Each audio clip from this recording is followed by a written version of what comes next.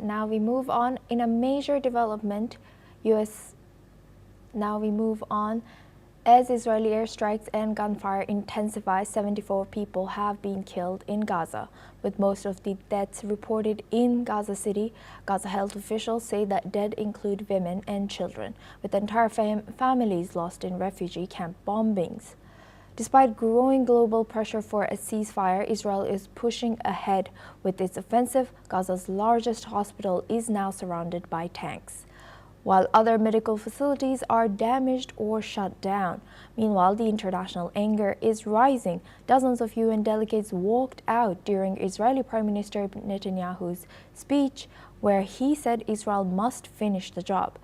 Meanwhile, the UK, France, and others have moved to recognize Palestinian statehood. Gaza's health system is collapsing, doctors are fleeing, and aid groups like Medicine Sans Frontiers have been forced to suspend their operations in Gaza. Now for this discussion, we're joined by Professor Rohan Gunaratna. He's an international affairs expert, joins us live from Singapore. Thank you very much, Professor, for joining us again. Good to see you. Now, we have seen the walkout that happened while Prime Minister Benjamin Netanyahu gave his speech in UNGA.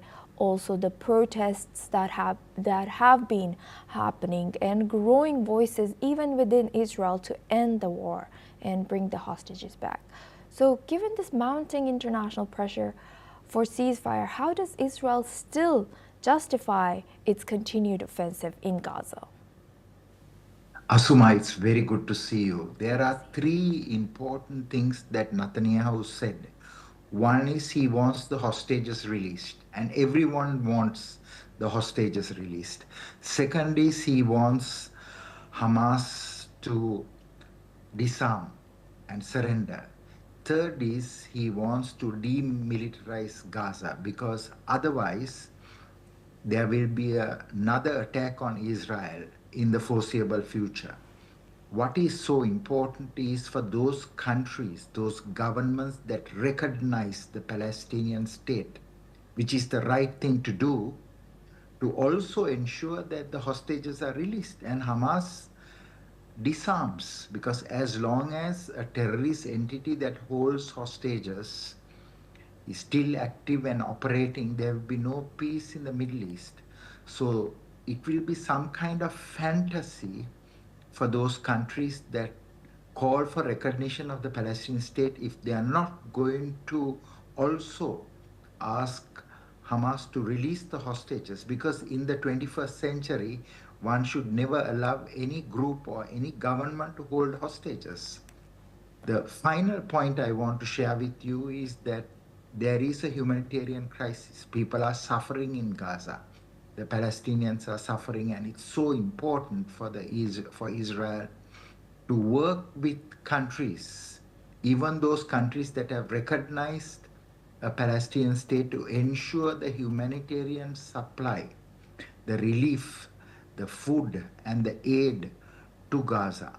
Because if that supply doesn't exist, Israel will not be able to sustain its counter-terrorism campaign. So both these aspects, one is the fighting terrorism, second is ensuring that people are protected and they have enough food and supplies, should continue. And with that in mind, and now changing the topic to the international recognition of Palestinian statehood, how do you foresee this shifting the dynamics of Israeli-Palestinian conflict and the broader Middle Eastern geopolitical landscape? The recognition of the Palestinian state by the Western nations is a seismic shift in geopolitics. Why? Because traditionally those European countries, those Commonwealth countries work very closely with Israel. But today those countries are under very severe pressure, especially from their own citizens, that they must make a voice in support of the Palestinian people, and that has happened. But what is so important is for those countries also to recognize that Israel controls the ground. Without working with Israel, without working with the United States, there will be no long-term security and stability in Gaza. Of course, President Trump has just in the last few hours said that he's going to implement a 21-point peace plan and a roadmap to restore security in Gaza. And I hope that everyone will support that peace plan, but that should first include the surrender, the disarmament of Hamas that staged that brutal attack that led to this devastating war. With that, I would like to thank our guest, Professor Rohan Gunaratna, for joining us and sharing that insight. Now we move on to our next news. Why UN sanctions have come back into force on Iran.